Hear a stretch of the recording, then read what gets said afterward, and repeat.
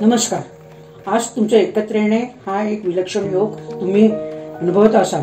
तुम्ही सगळे ज्या वयात आहात त्यानुसार काही जण आजी आजोबा पण झाले असाल किंवा पुढे त्या गोड नात्यात प्रवेश कराल. आम्ही बालवाडीत तुम्हाला दिलेला ठेवा तुम्हाला पुढच्या पिढीपर्यंत पोहोचवायचा आहे. मी आवर्जून सांगेन की तुम्ही जितके जमेल तितके आपल्या नातवंडांना मराठी भाषेच्या बालसाहित्याची ओळख करून द्या. तुम्ही तुमच्या कर्तृत्वाने व आम्ही दिलेल्या ठेव्याचे जतन करत तुमच्या आयुष्यात मोठे यश संपादन केले आहे. हा ठेवा पुढच्या पिढीपर्यंत पुढे जाताना पुसट होऊ देऊ नका, हीच माझी तुम्हाला विनंती. असेच एकत्र येत राहा, आपल्या शाळेला भेट देत राहा, शाळेला आपल्या परीने मदत करत राहा. एवढेच माझे तुम्हाला आजच्या दिवशी सांगणे आहे. आज तुम्हाला माझी व त्यावेळेसच्या सर्व शिक्षकांची आठवण आहे. यात मी खूप सुखावले. मी ज्योती वाकोडीकर, आधीची ज्योती नागपुरे, लग्नाआधीची. मी अशीच बसली होती एकांतात. संध्याकाळची वेळ होती. झाडावरचे पक्षी, आंब्याचा मोर बघत बसलेली असताना अचानकपणे एक कॉल आला. मी हळूच विचारलं, कोण आपण? समोरून उत्तर आलं, मी शीतल. शीतल? कोण शीतल? बाई, मी तुमची विद्यार्थिनी. आणि मी आश्चर्यचकितच झाले. अहो, ही शीतल मिसाळ म्हणजे इयत्ता 3री-4थीतली माझी विद्यार्थिनी. आज जवळजवळ 53 वर्ष होऊन गेली आणि या 53 वर्षानंतर अचानक आलेल्या विद्यार्थिनीचा कॉल बघून मी आनंदितच झाले. आणि मग सगळ्या आठवणी उजळल्या. राजे बहादरवाडा, नावाप्रमाणेच राजेशाही, सगळा थाट, जाळीचे ते दरवाजे, खिडक्या आणि सुंदरसं असं कोरीव काम केलेलं, नक्षीकाम केलेलं वाडा. आणि अशातच शिकायला येणाऱ्या माझ्या राजकन्या. अशा या राजकन्यांमधलीच ही एक राजकन्या शीतल मिसाळ. तिचा कॉल बघितल्यावरती आणि तिने सांगितलेली ओळख मला पटल्यानंतर मी खूपच आनंदित झाले. आठवणी जशा काही भरभरून वाहूच लागल्या.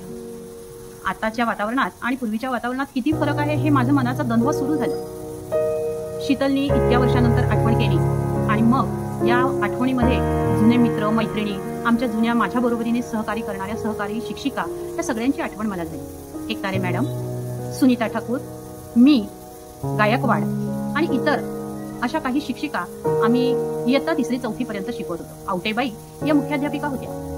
बऱ्याच वर्ष त्यांनी पण सेवा केली. तो काळ किती आनंदाचा होता हो. किती एकमेकांमध्ये आपण मिसळून जात होतो. आणि हे विद्यार्थी तर खरंच देव माणसं. या विद्यार्थिनी अक्षरशः बाईंच्या मागे पुढे पदर धरून असायच्या.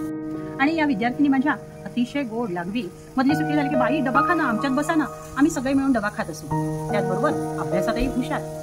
लेखन म्हटलं तर अतिशय सुंदर अशा अक्षरामध्ये यांचं लेखन असायचं. वक्तृत्व स्पर्धा म्हटली की स्पर्धांची त्या ठिकाणी तर ओढच लागलेली असायची. या चढाओढीत शीतल मिसाळ नेहमी 1 नंबर. तिचे वडील रोज तिला घेण्यासाठी त्या ठिकाणी येत होते. तिच्याबरोबर गुलाब नावाचा एक विद्यार्थी पण होता.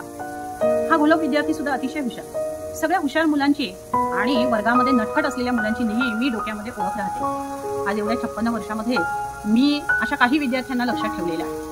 अशी कितीही नावं सांगितलीत ना तरी कमीच पडतील. पण खरोखर तो काळ अतिशय सुंदर होता. माझ्या मनातला द्वंद्व अजूनच वाढला. हे विद्यार्थी अजूनही आठवण करतात, बाई म्हणून बोलतात. पण खरंच सांगू, हे आमचे देव माणसं. आम्ही त्यांच्याकडनं शिकलो, ते नाही आमच्याकडनं काही शिकले. कारण या विद्यार्थ्यांनी शेवटपर्यंत बाई म्हणून जो मान दिला, गुरु म्हणून जो मान दिला आणि या चढाओढीत आपलं जे स्थान त्यांनी पटकावलं, कोणी इंजिनियर, कोणी डॉक्टर, कोणी अजून मोठ्या पदावर, तर कोणी सिनेसृष्टीत, तर कोणी टेलिव्हिजनवर. त्यातली ही आमची शीतल, ही तर उत्कृष्ट लेखिका, उत्कृष्ट दिग्दर्शन आणि TV सिरियल, सिनेमा यामध्ये पण भाग घेणार. त्या सगळ्यांचा मी लहानपणी सांस्कृतिक कार्यक्रम घेत असे. त्यात त्यांचे डान्स, नाटक, त्यांचा मेकअप, त्यांच्या नवा जणू हा वरदहस्तच मी तिच्या डोक्यावर ठेवला आणि ती पुढे गेली. ते बघून मला खूप अभिमान वाटला की चला, आपले विद्यार्थी आज कुठल्या तरी क्षेत्रात खूप मोठे झालेले आहेत आणि आपलं स्थान पटकावून ते आज दुसऱ्या पिढीला, पुढच्या पिढीला तयार करत आहेत. डॉक्टर झालेले पेशंटला दुरुस्त करत आहेत, तर इंजिनियर झालेले मोठमोठे पूल बांधतात आहेत, बिल्डिंग्स बांधतात आहेत, तर शीतल सारखी टेलिव्हिजन मधून सगळ्यांना उपदेश करत आहे. असा सारा संसार आमचा होता. संसारच म्हणते मी याला, कारण ते माझी मुलंच होती. त्या काळातही मी लग्न झालेलं नसून मला ही छान छान मुलं, गोड मुलं होती आणि त्यातच मन रमत होतं. अशा या मन रमण्यामध्येच मी गुंतून गेलेली होती. कधी ते दिवस निघून गेले कळालं सुद्धा नाही. अशी हे विद्यार्थी आणि आताची तरुणाई आठवली की फार विचित्र वाटतं हो. समोरून जाणारे विद्यार्थी सुद्धा काही वेळेस आपल्याला ओळख न दाखवून तोंड फिरवून निघून जातात. एकांतात हरवलेली ही तरुणाई एकांतात हरवलेली आहे. आजची तरुणाई रस्त्यावर धावताना त्यांच्या मनातलं बालपण, नात्याची ऊब आणि स्वप्नांची नजाकत मागं पडली आहे. सप्तरंगी स्वप्नांचा काळ ओसरला आणि मोबाईलच्या स्क्रीनवर क्लिक, शेअर, लाईकच्या गर्दीत मनशांती कुठेतरी हरवली आहे. हे कळतही नाही त्यांना. एकेकाळी अंगणात खेळणारी ही आमची मुलं, गल्लीत गोंगाट करणारी ही पिढी आज एकटी पडते. घरात असून घर हरवल्यासारखं त्यांना वाटतंय आणि आम्हालाही वाटतंय. आईच्या खुशीतील माया, आजीच्या गोष्टी, वडिलांचा आधार, गुरुजींनी शिकवलेल्या कविता, नाच गाणी या सगळ्या या मुलांना आठवत होत्या. पण आताच्या मुलांना साधी कविताही येत नाही हो. या सगळ्या गोष्टी आठवणीतल्या फक्त आठवणीतच राहिल्या. शाळा म्हणजे स्पर्धेचं रणांगण आणि ते संवाद, प्रेम हे म्हणजे काही वेगळंच होतं. बाईंवर प्रेम करणारी मुलं आता मॅडम म्हणून दुरावत चालली आहेत. या सगळ्यात मन तयार होतं आणि एकांत तारा, एक असा आभासी मोकळा आकाश जिथे स्वप्न आहे पण दिशा नाही, माणसं आहे पण जवळीक नाही. आणि म्हणूनच काही तरुण चुकीच्या वाटांकडे वळतात. व्यसन हे तात्पुरत्या नात्यांचा मोह, शॉर्टकट यश. पण इथे एक संधी आहे बदल घडवण्याची. ती एकांताची सावली आपल्या जीवनात स्वतःची ओळख घेऊन येत असते. स्वतःला समजून घ्या, स्वीकारा आणि स्वतःच्या जीवनात मूल्य रुजवा. यश, पैसा, प्रसिद्धी याचं महत्व आहेच, पण त्याच्या पायाशी माणुसकी, संयम आणि आत्मभान असायला पाहिजे. हे शीतलजी अगदी छान फोन करून मला हे सगळं आठवायला भाग पडलं. तुमच्या स्वप्नांमध्ये उंच भरारी घ्या, पण त्या भरारीला नेतृत्व, चारित्र्य आणि संघर्षांचा पंख द्या. प्रत्येक चुकीच्या वाटेतूनही अनुभव मिळतो, पण थांबा, विचार करा आणि योग्य दिशेने वळा. तुम्ही हरवलेले नाही, थोडेसे गोंधळलेले आहात आणि गोंधळातूनच तर खरं दिशा आपल्याला सापडत असते. आईबाबांनी मुलांशी बोलावं, शिक्षकांनी विद्यार्थ्यांमध्ये फक्त गुण नव्हे तर भावना शोधाव्यात आणि समाजाने प्रश्न विचारू नयेत, उत्तरं द्यावी. माणूस हा हात द्यावा. ती तरुणाई हरवलेली नाही.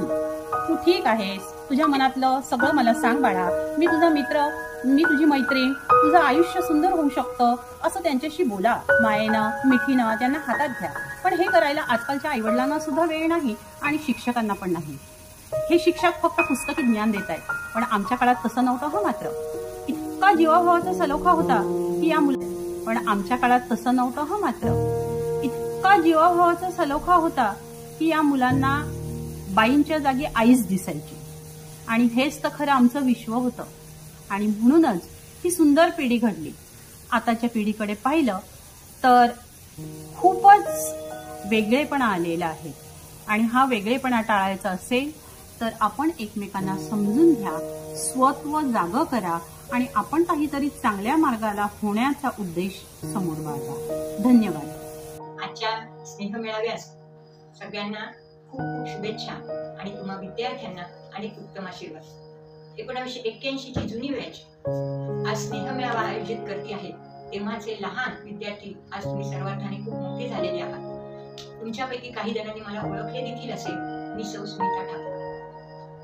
आज एवढी जुनी बॅच एकत्र येऊन स्नेहमेळावा करते हे मला जेव्हा शीतलकडून समजले तेव्हा मला खूप कौतुक वाटले. तिने जेव्हा तुमची व्हॉट्सअप ग्रुपची यादी पाठवली ती तर बघून मी तुमच्या त्या वर्गाच्या मध्ये दंग होऊन गेले. छोटे तुम्ही तेव्हा खाकी पॅन्ट, पांढरा शर्ट असा मुलांचा गणवेश, निळा पेटीकोट, पांढरा ब्लाऊज असा मुलींचा गणवेश, अशा अप टू डेट गणवेशातील तुमची छोटी छोटी मूर्ती माझ्या डोळ्यासमोर यायला आणि प्रत्येकाचं वैशिष्ट्य देखील आठवायला लागलं. अरे, हे अभ्यासात हुशार होते, हे मस्ती करणारे होते, यांचं चित्र छान काढायचे, हे खूप शांत बसायचे, असे अनेक पैलू तुमचे माझ्या डोळ्यासमोर यायला लागले. आज तुम्ही सर्वार्थाने खूप मोठे झालेले आहात. कोणी डॉक्टर झालेले आहे, कोणी इंजिनियर आहे, कोणी व्यापारी आहे, कोणी शिक्षक आहे, कोणी वकील आहे. तुमच्यापैकी काही जण तर परदेशात देखील गेलेले आहेत हे मला शीतलकडून समजले. शीतलचे काम देखील खूप छान आहे. आज मला तुमच्याशी संवाद साधता आला हा केवळ शीतलमुळेच, कारण तिने मला सांगितले होते की मॅडम आम्ही असा स्नेहमेळावा आयोजित करतो आहोत आणि त्यात मला तुमचं थोडंसं हवा आहे. तेव्हा म्हणून मी आज तुमच्याशी बोलू शकले. तेव्हा शीतल तुला स्पेशल थँक्स. शीतलचं पण काम उत्तम आहे आणि आज तुम्ही प्रत्येक क्षेत्रात तुमच्या प्रत्येक क्षेत्रात तुम्ही उत्तम ठसा उमटवलेला आहे, उत्तम कार्य करत आहात हे मला जेव्हा समजले तेव्हा मला ही त्याचा खूप अभिमान वाटला, कारण मी तुमची शिक्षिका आहे याचं मला कौतुक वाटलं. तुम्ही असेच सर्वजण समाजकार्य करत राहा, एकत्र या, चांगलं काम करा. तुमच्या मनातील ज्या काही इच्छा असतील त्या तुम्ही सर्वजण पूर्ण करा. माझे आशीर्वाद सदैव तुमच्या पाठीशी आहे. धन्यवाद. परत एकदा मेळाव्यास शुभेच्छा.